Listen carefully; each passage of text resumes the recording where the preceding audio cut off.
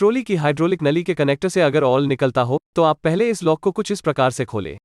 इसके अंदर दिखेगी आपको रबर की ये रिंग, इसे चेंज करें, इससे ऑयल निकलना बिल्कुल बंद हो जाएगा।